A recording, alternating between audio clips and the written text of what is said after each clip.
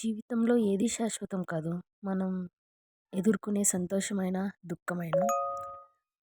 జీవితం అంటే ఏంటో తెలుసా? ఒక ప్రయాణం. మనతో వస్తారనుకున్న వాళ్ళు కొంత దూరం వరకే వస్తారు. మనతో ఉండాల్సిన వాళ్ళు, మనం నమ్మిన క్షణాలు కూడా ఒక్కరోజు జ్ఞాపకాల్లో కలిసిపోతాయి. సో, మనం జీవితంలో ఎంతోమందిని నమ్ముతాం. వాళ్ళ వాళ్ళతో ఉండాలని ఆశపడతాం. అలాగే ప్రేమిస్తాం.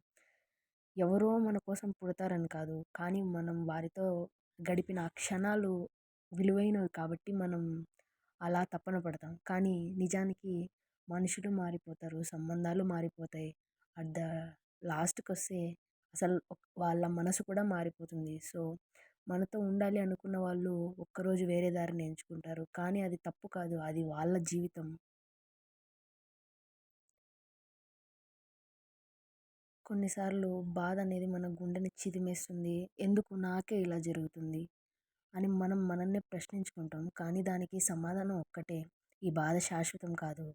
రాత్రి ఎంత గాఢంగా ఉన్నా తప్పకుండా తెల్లవారాల్సిందేగా. అలానే ఉండిపోదుగా. సో, మన కళ్ళల్లో కన్నీళ్ళు కూడా ఎండిపోతాయి. మన హృదయం నెమ్మదిగా మళ్ళీ బలపడుతుంది.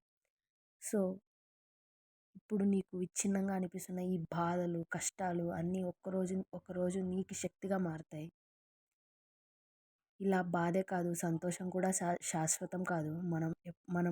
మనకి ఇప్పుడున్న ఈ సంతోషం కానీ, ఫ్రెండ్స్ కానీ, మనని కాపాడే వాళ్ళు కానీ ఒక్కరోజు అట్ ద ఎక్స్‌టెంట్ అన్నీ మారిపోతాయి. సో, మనకు ఉన్న విలువైనది ఏదైనా కూడా ఖచ్చితంగా అది శాశ్వతం కాదు. సో, జీవితం అనేది చాలా విచిత్రమైనది. ఒకరోజు మనకు అన్నీ ఉన్నట్టు అనిపిస్తది. మరొక రోజు ఏమీ లేనట్టు అనిపిస్తది. కానీ కాలం ఒక గొప్ప గురువు. అది మనకి నొప్పి కలిగిస్తది. మనకి సంతోషాన్ని కలిగిస్తది. అది మనల్ని నవ్విస్తది, బాధపెడతది. ఏ బాధైనా కాలం కడిగేసేంత శక్తి ఉంది కాలానికి. సో, అందుకే ఒకే జీవితం. గుర్తుంచుకొని నీ జీవితంలో ఏది శాశ్వతం కాదు. కాబట్టి నిన్ను వదిలి వెళ్ళిన వాళ్ళ కోసం ఏడవద్దు. వెళ్ళాల్సిన వెళ్ళాల్సిన వాళ్ళు వెళ్తారు. నువ్వు చేయాల్సింది ఒక్కటే, నీ ప్రయాణాన్ని కొనసాగించడం. ప్రపంచం నిన్ను ఒంటరిగా వదిలిపెట్టినా నువ్వు నీతో ఉండాలి.